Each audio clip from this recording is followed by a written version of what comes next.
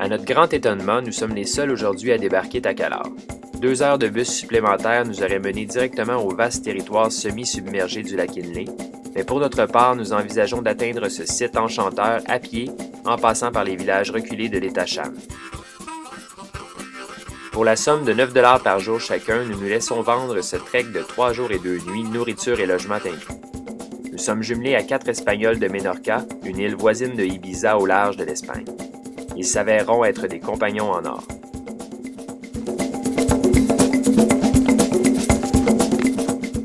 Nous marchons environ 3 heures avant de faire notre premier arrêt devant un panorama montagneux grandiose.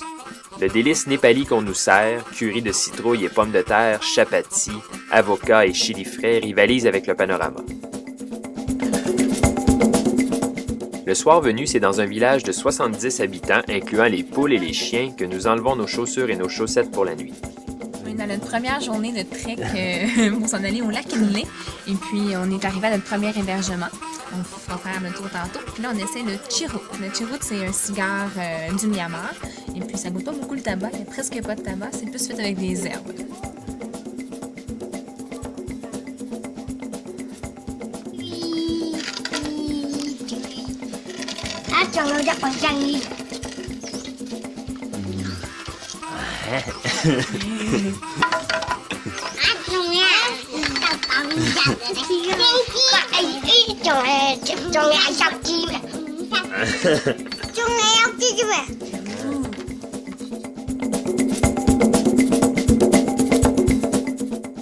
Deuxième journée.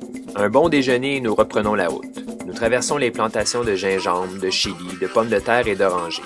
L'agriculture occupe encore aujourd'hui une place majeure dans l'économie du Myanmar. 70% de la population survit grâce à la culture de la terre.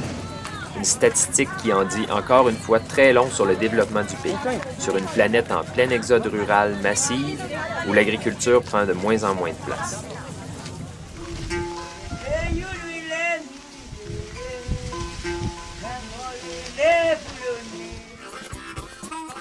Bon, ben on est dans notre deuxième journée de trek entre Calao et le lac Inle. Puis ça va très bien, on marche beaucoup, on marche 7 heures par jour environ. Puis on dort dans des campements rustiques. C'est bien plaisant tout ça. Puis on est avec une gang aussi bien cool, des Espagnols d'Espagne. Fait qu'on pratique notre espagnol. Donc, c'est ça. Un pied devant l'autre, nous avançons encore pendant 7 heures vers notre deuxième refuge. Un monastère bouddhique où un maître lama nous attend. Il entraîne ici 7 jeunes moines novices âgés entre 7 et 12 ans. Cette nuit, pas de karaoké, mais une atmosphère religieuse relaxante.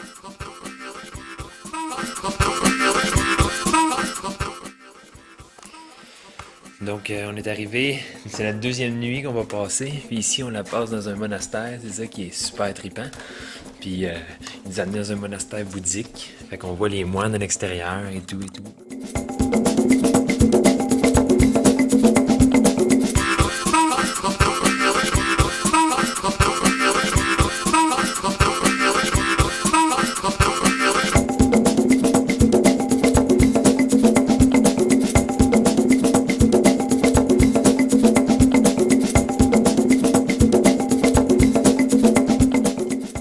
Troisième journée.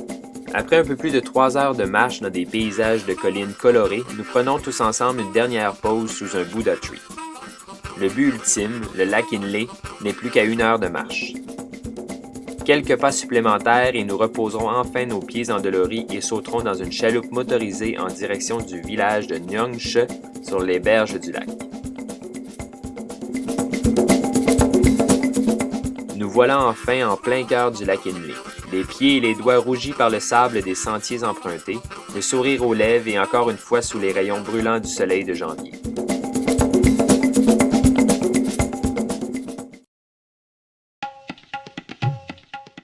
Nous voici maintenant à la grotte de Pindaya, un sanctuaire bouddhique à 3 heures du lac.